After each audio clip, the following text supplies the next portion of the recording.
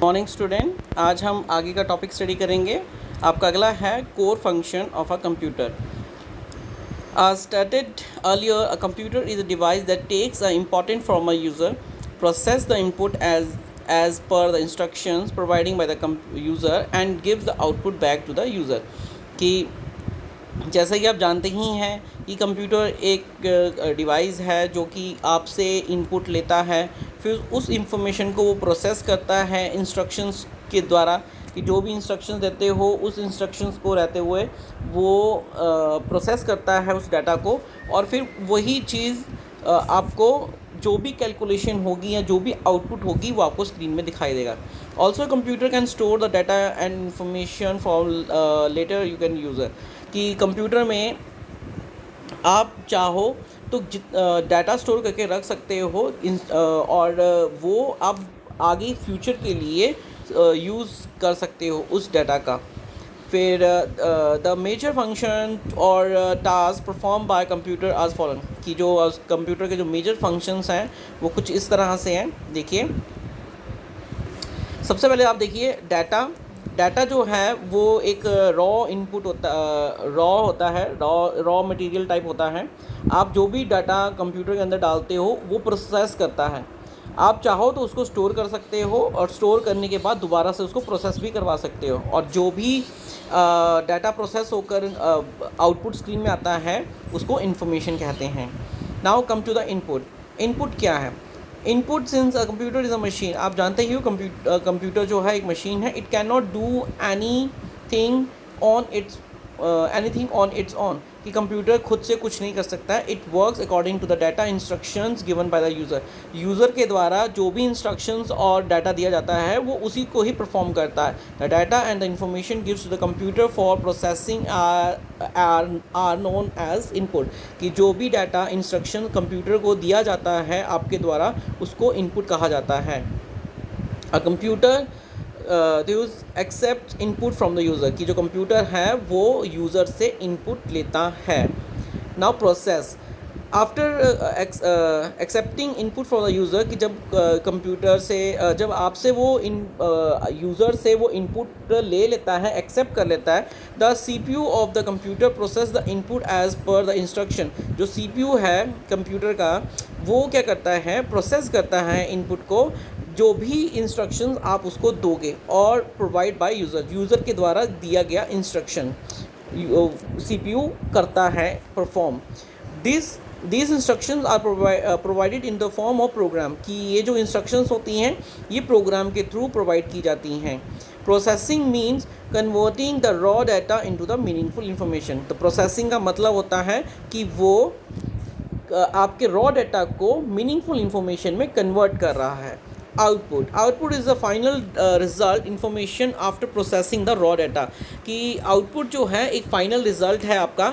जब भी आप कोई भी रिजल्ट या इंफॉर्मेशन आप प्रोसेस करते हो अपने रॉ डाटा की, तो वो आपको आउटपुट स्क्रीन में मिलती है। Output is given by the computer to the user after completing the processing stage, कि जो आउटपुट है जो output is given by computer, कि जो यूज़र है जब कंप्यूटर को कंप्यूटर को आउटपुट दिखाई देती है आउटपुट के द्वारा, तो वो कंप्लीट प्रोसेस होने के बाद ही आपको आउटपुट स्क्रीन में दिखाई देती है। It is giving through a output device such as monitor, printer and speaker, कि आप जानते ही हो कि जो आउटपुट डिवाइस हैं वो आपके मॉनिटर हैं, प्रिंटर हैं, स्पीकर्स हैं। इन तीनों इसके अलावा और भी आउटपुट डिवाइसेस हैं, फ़िलहाल इनके बारे में हैं। ठीक है। Storage display the output. After displaying the output, the computer can retain it as long as described by the user, कि आफ्टर डिस्प्लेइंग द आउटपुट, जब आप कंप्यूटर में आपको जो आउटपुट दिखाई देती है डिस्प्ले करने के बाद, computer can retain it long as, कि कंप्यूटर जो है उस चीज़ को वो लॉन्ग टर्म के टाइम तक अपने अंदर स्टोर करके रख सकता है। Most computer are able to store data both temporary, कि कंप्यूटर में आपके जो डाटा होते हैं वो टेम्परेरी बेसिस में भी होते हैं और लॉन्ग टर्म परमानेंटली भी होते हैं। Different type of the memory and storage device are use in store the data, कि डिफरेंट टाइप की मेमोरीज होती हैं जो डाटा को स्टोर करती हैं और प्रोसेस करती हैं। This cycle of the input process and output is repeatedly of execute the various task given by the computer, कि जो ये सर्कल है इनपुट प्रोसेस और आउटपुट, ये रिपीटली चलता रहता है, एग्जीक्यूट करता रहता है, और जो भी टास्क आप करवाते हो कंप्यूटर के थ्रू वो परफॉर्म करता ही रहेगा। Computer follow the IPO, input process and output, की जो कंप्यूटर है वो IPO के सर्कल को फॉलो करता है और टास्क को परफॉर्म करता रहता है। We over daily life to follow the same type of the work, हम भी अपनी डेली लाइफ में इसी तरीके से काम करते हैं। Let us consider that with the help of example के थ्रू हम इसको एक्सप्लेन करते हैं। Your swimming instructor had asked you to bring and wear the swimming gears such as shower cap, ear plugs and swimming glasses during the swimming classes, कि आपके जो instructor है swimming का वो आपको बाय करने के लिए कहता है कि आप ड्रेस लो, आप ईयर प्लग्स लो और स्विमिंग कॉस्ट्यूम भी लो, ये सारी चीज़ें स्विमिंग क्लासेस ज्वाइन करने से पहले।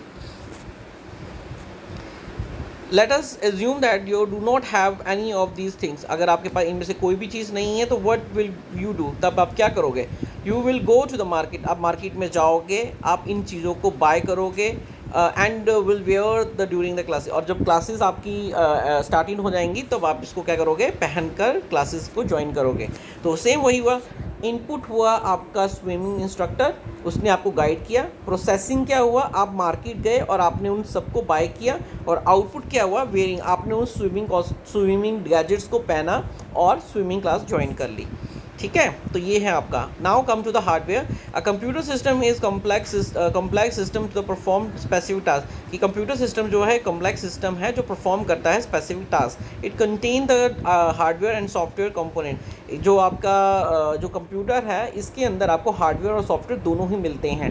Now come to the hair computer system, देखिए वहाँ पर लिखा हुआ है, उसके बाद हार्डवेयर, उसके दो पार्ट्स हैं। हार्डवेयर के अंदर आपका input device, output device, storage device, processing, जो अभी हमने थोड़ी देर पहले ही स्टडी किया है। और सॉफ्टवेयर में आता है आपका सिस्टम सॉफ्टवेयर, एप्लीकेशन सॉफ्टवेयर और प्रोग्राम सॉफ्टवेयर, तो ये सब कैटेगराइज किए गए हैं यहाँ पर। Hardware is a physical part of the computer that you can touch, feel and see for, कि हार्डवेयर कंप्यूटर का वो पार्ट है जिसको आप देख सकते हो, छू सकते हो और फील कर सकते हो। For example monitor, keyboard, mouse and much मोर, आपको दिखते ही हैं यहाँ पर। जो भी आपको चीज़ दिखाई दे रही है वो सब आपके हार्डवेयर में आता है। The book is your hand is example of hardware, आपके हाथ में अगर बुक है तो वो भी हार्डवेयर ही है। Other example of the hardware are pencil, eraser, disk, ये सब भी आपका हार्डवेयर में आते हैं। You can touch and feel these things, आप उनको टच कर सकते हो, फील कर सकते हो, तो हार्डवेयर में आएंगे। तो ये देखो हार्डवेयर में आपका आ रहा है। इनपुट आपका प्रोसेस कर रहा है hardware and processing device, output device and storage device, तो ये कहीं ना कहीं हार्डवेयर से कंसल्ट होकर चला। आपका इनपुट जो है वो हार्डवेयर है, स्टोरेज डिवाइस ऑल्सो हार्डवेयर है, ठीक है, आउटपुट डिवाइस वो भी हार्डवेयर है, और प्रोसेसिंग डिवाइस, क्योंकि कंप्यूटर के अंदर आपको प्रोसेसिंग डिवाइस भी तो है, आपके जो क्या कहते हैं प्रोसेसर चिप है, ये वो सब भी आपके कहीं ना कहीं इसी में आते हैं। इनपुट डिवाइस वो डिवाइस होते हैं जिनके थ्रू आप अपना इंस्ट्रक्शन जो है कंप्यूटर के अंदर सेंड करते हो। बहुत सारे वेरियस इनपुट हैं, कीबोर्ड है, माउस है, माइक है, जॉयस्टिक है, स्कैनर है, लाइट पेन है, बारकोड है, वेबकैम है, ये सारे के सारे आपके इनपुट डिवाइस में आते हैं।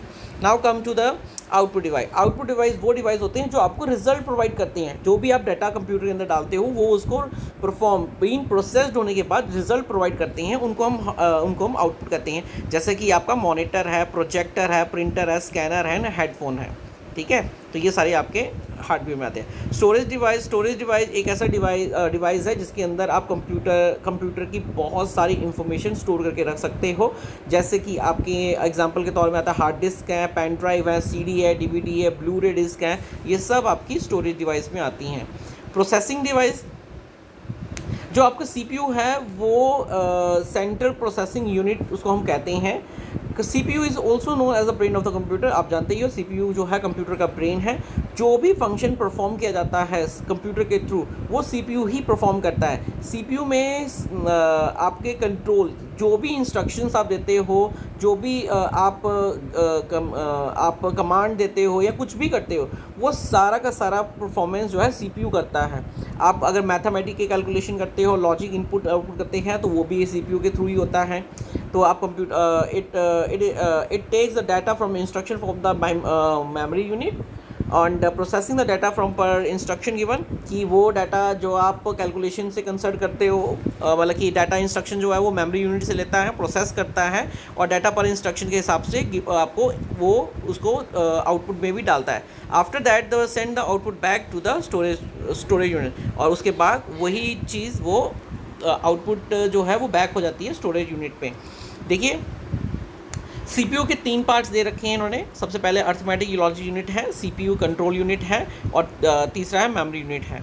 तो अर्थमेटिक लॉजिक यूनिट के बारे में है कि अर्थमेटिक लॉजिक यूनिट जो है वो एक ऐसी कैलकुलेशन है कि अगर आप लॉजिकल कंपैरिजन कर रहे हो, इंस्ट्रक्शंस दे रहे हो, तो वो आपकी ALU में आती है। Also basic arithmetical functions like addition, subtraction, multiplication, division, logical operator, greater than, less than, equal to, बहुत, not equal to, and or not, ये सारी चीज़ें जो हैं आपकी ALU के अंदर आती हैं। कंट्रोल यूनिट जो है, control unit as our brain control all part of our body, कि जैसे आप जानते हो कि ब्रेन जो है हमारे हर पार्ट को, बॉडी के हर पार्ट को कंट्रोल करता है, और by sending signals to the them, और वो सबको वो सिग्नल सेंड करता है। In a same manner CPU control की जो आपका कंट्रोल यूनिट है वो भी इसी तरीके से ही काम करता है। वो इनपुट लेता है, प्रोसेसिंग करता है, आउटपुट में डालता है, तो वो सारी चीज़ें आपको कंट्रोल की जाती है CU के द्वारा, कंट्रोल यूनिट के द्वारा की जाती हैं।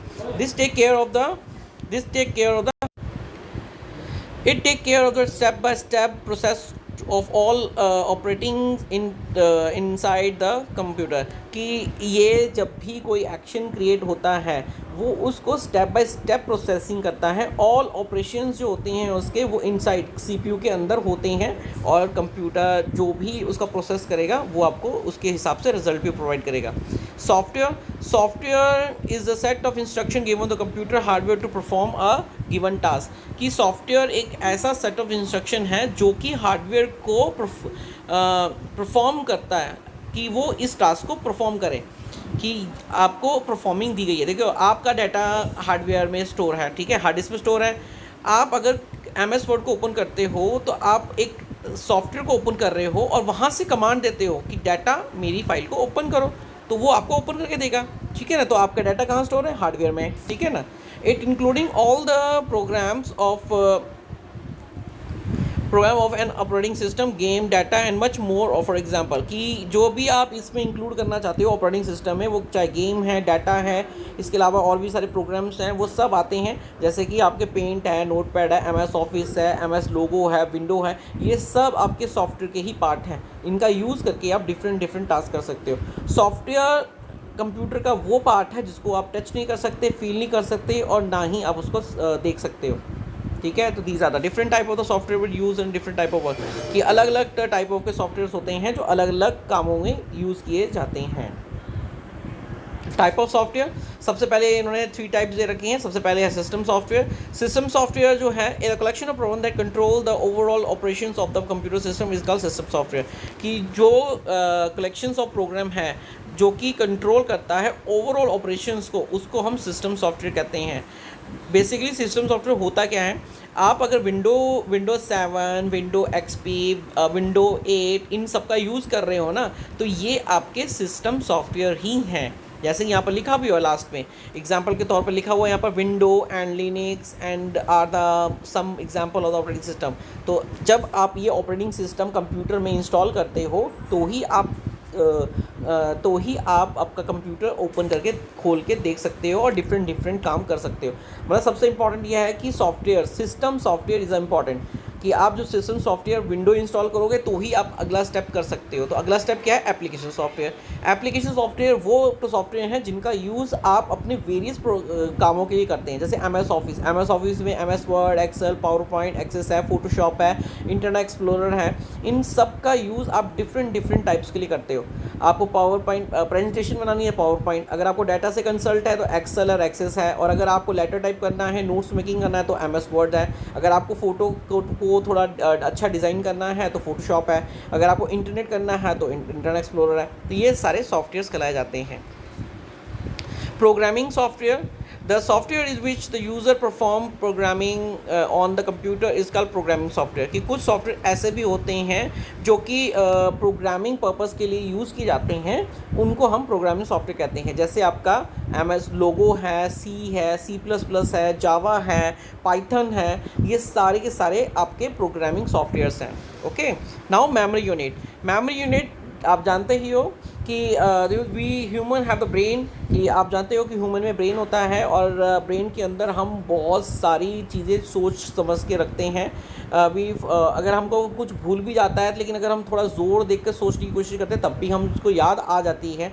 लेकिन अगर बहुत पुरानी चीज़ें हो तो हम भूल भी जाते हैं। But the computer never forget. Computer के अंदर अगर कोई भी इंफॉर्मेशन, कोई भी डाटा अगर आपने स्टोर करके रखा हुआ है, वो कभी नहीं भूलता। आप उसको बस इंस्ट्रक्शन दीजिए तो वो उस डाटा को प्रोसेस करेगा मेमोरी या मेमोरी के अंदर या उस कंट्रोल यूनिट के अंदर। ठीक है, नाउ 3 पार्ट है इसके। मेमोरी, प्राइमरी मेमोरी है जिसको हम मेन मेमोरी कहते हैं, सेकेंडरी मेमोरी और कैश मेमोरी।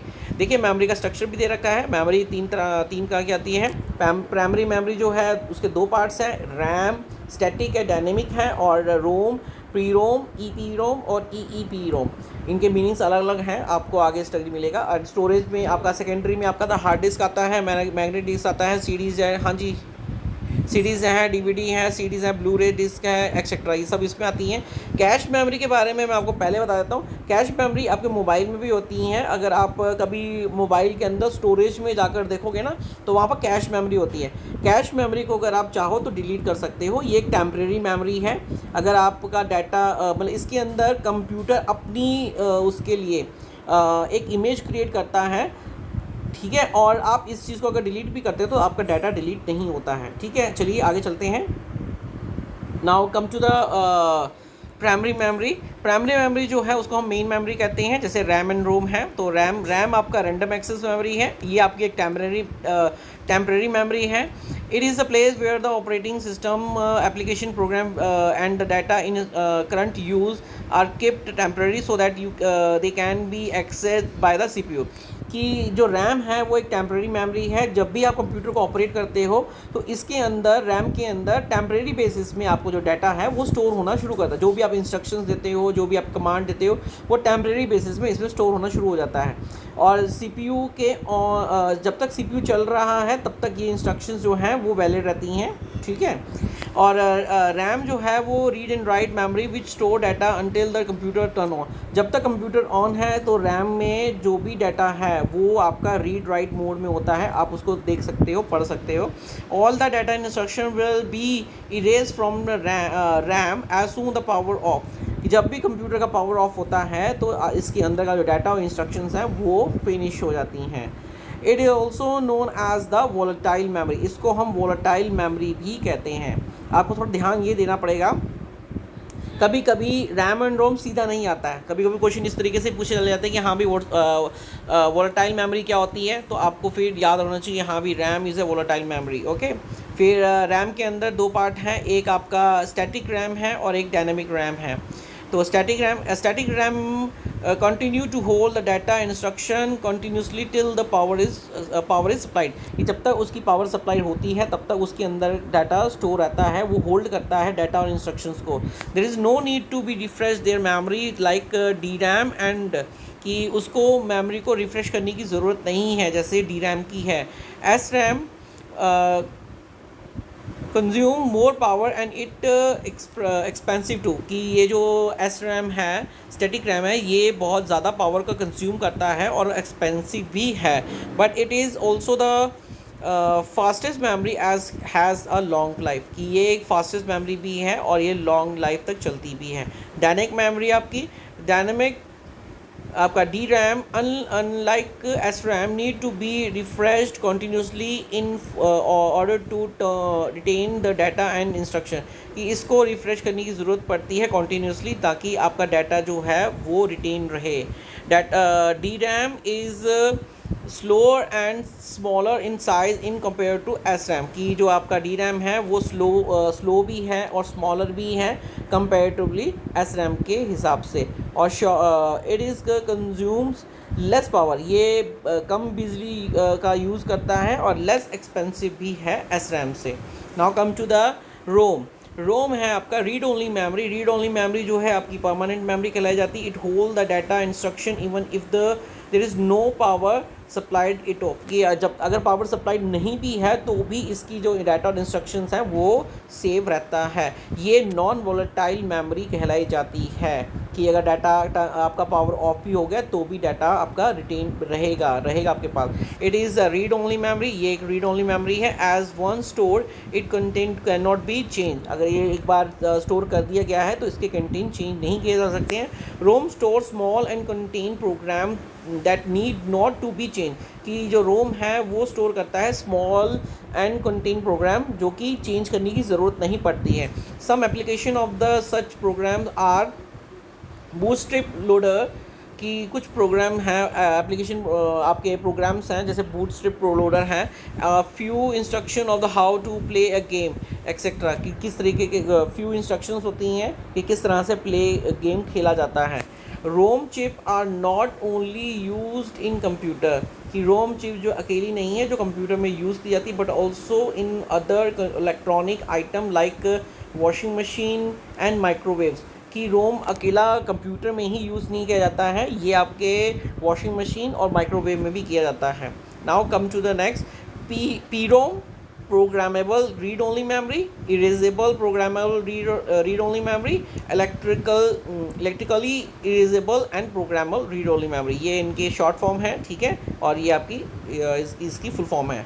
तो programmable read only memory P ROM is a read only memory that can be program by only once, की पी रोम जो है एक रीड ओनली मेमोरी है जो कि एक ही बार यूज़ की जा सकती है, प्रोग्राम की जा सकती है। Information one stored in P ROM can not B editing और मॉडिफाई लेटर, कि अगर इसके अंदर कोई भी इंफॉर्मेशन चली जाती है तो वो एडिटिंग और मॉडिफाई नहीं की जा सकती है। Erasable programmable E P ROM is a editable ROM, कि ये इसमें आप एडिटिंग कर सकते हो। It means that the data store in E P ROM can be erase and rewrite, कि आप इसके अंदर जो भी डाटा अगर डाल रहे हो वो इरेज भी कर सकते हो और रीराइट भी कर सकते हो। Data store in E P ROM can be erase by exposing it to the ultraviolet lights, कि आप चाहो तो इसका जो डाटा है डिलीट कर सकते हो, इरेज कर सकते हो अल्ट्रावायलेट लाइट से। Since the data can only be erase using the ultraviolet light, कि आप डाटा जो है ओनली इरेज जो किया जा सकता है वो अल्ट्रावायलेट लाइट से कर सकते हैं। री writing E P ROM is a tedious task and can not be done frequently, कि ये रीराइटेबल है, आप फ्रिक्वेंटली जो भी चीज़ कर सकते हो जल्दी से नहीं कर सकते हो, ठीक है। Now come to the next is your EEP Rome.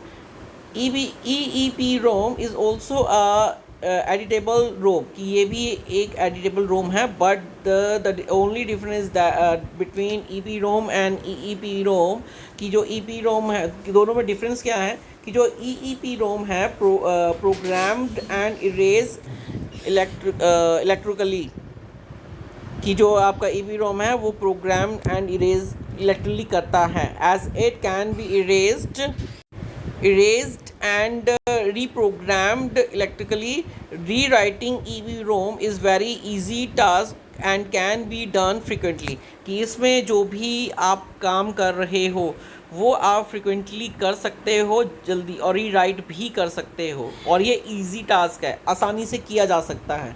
Now come to the secondary memory.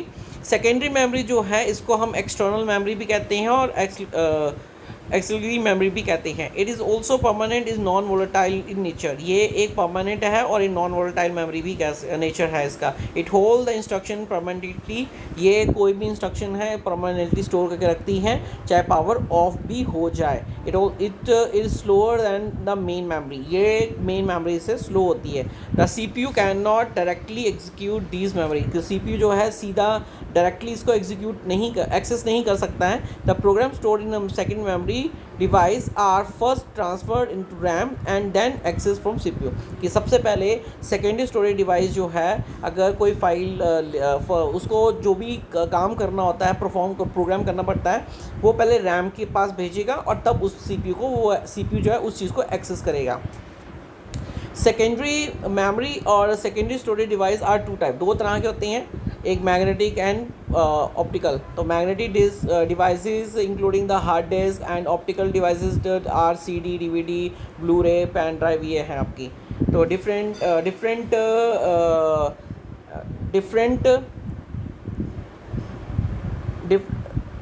secondary storage device are discussed in detail in the next chapter. कि हम सेकेंडरी स्टोरेज डिवाइस के बारे में आगे चैप्टरों में स्टडी करेंगे।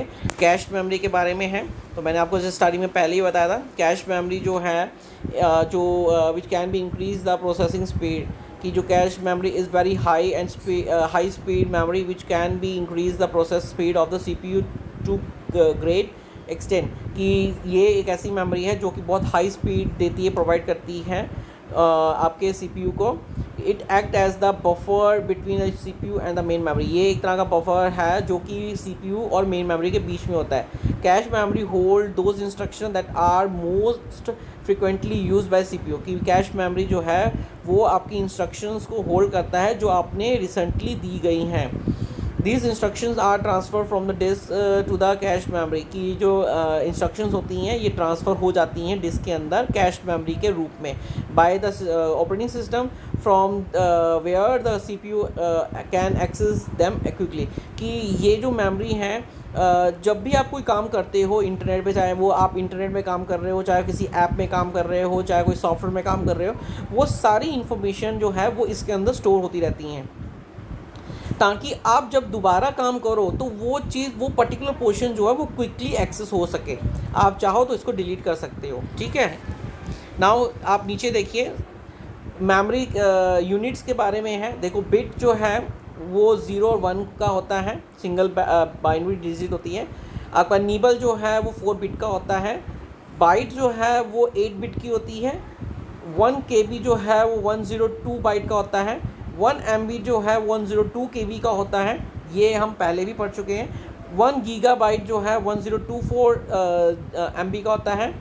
1 टेराबाइट जो है वो गीगाबाइट, ये आप सीक्वेंटली PB जो है वो 1024 टेराबाइट का होता है। एक्साबाइट जो है 102 पेटाबाइट का होता है। ज़ेटाबाइट है, फिर योटाबाइट है, फिर ब्रोनेटोबाइट है, फिर जियोबाइट है। तो ये आप देख रहे हो, हम मोस्टली हमारे पास जब हम बात करते हैं तो हम योटाबाइट तक की बात करते हैं, ये बाकी तो हम जानते नहीं। लेकिन आप योटाबाइट की भी बात नहीं करते हो, आप करते हो तो TB की बात करते हो, टेराबाइट की बात करते हो। 1 टेराबाइट बहुत ज़्यादा ह्यूज डाटा स्टोर कर सकते हैं। आपकी जो आपने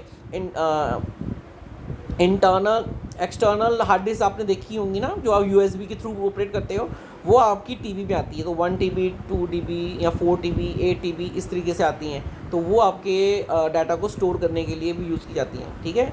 तो आपका चैप्टर फिनिश हो गया है, ओके। अब आपका काम वही है सेम जो फर्स्ट चैप्टर के लिए अप्लाई किया था।